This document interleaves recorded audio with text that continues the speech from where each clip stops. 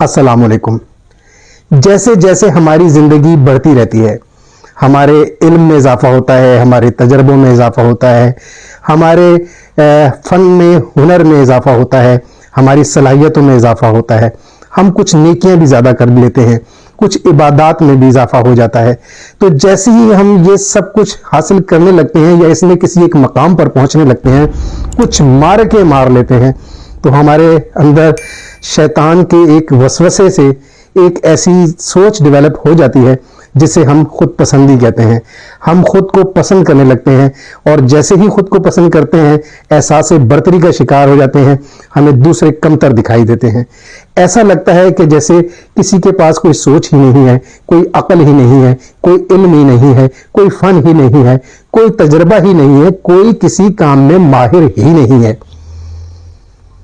ये वो स्टेज है जहां पर हमें ये रियलाइज कर लेना चाहिए कि अब हम खुद पसंदी का शिकार हो चुके हैं।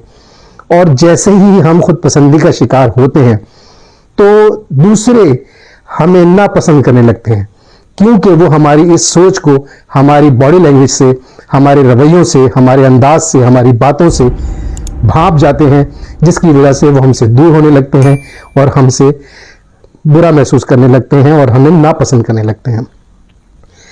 अब जैसे ही खुश नसीबी से हमें अगर ये रियलाइज हो जाता है, हम समझ लेते हैं कि हाँ हम इसका शिकार हो चुके हैं, तो जाहिर है जब मान जाएंगे, समझ लेंगे, तो फिर हम चाहेंगे कि हम इससे किसी तरह से जान छुड़ाएं।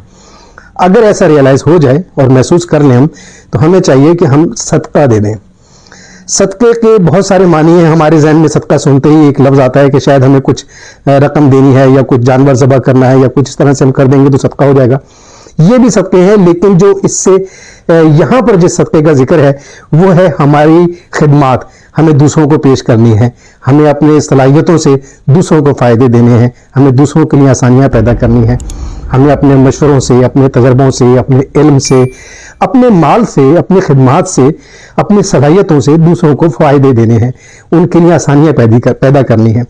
जैसे ही हम ऐसा करते हैं, दूसरे लोग अचानक ये रवैया हमारा देखकर दोबारा से हमारी तरफ मुतवज्जा होते हैं, हमारी कदर करने लगते हैं और हमसे मोहब्बत करने लगते हैं, और हमारे वो जो हमने अपना म्यार खो दिया था या जो अपनी हैसियत हमने खो दी थी, वो हम दोबारा से हासिल करने लगते हैं।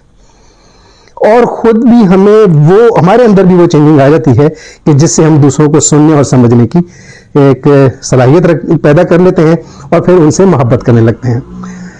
ऐसे में 100% लोग जो हमें शायद छोड़कर चले गए थे, वो सब के सब वापस ना आए, लेकिन काफ़ी हद तक हमारी वो हैसियत, साबका हैसियत बहाल हो जाती है। लेकिन अगर फिर भी ये हैसियत बहाल ना हो तो आखिरत में हमारे अमाल हमारी आंखों के और उनके अमाल उनकी आंखों के सामने होंगे।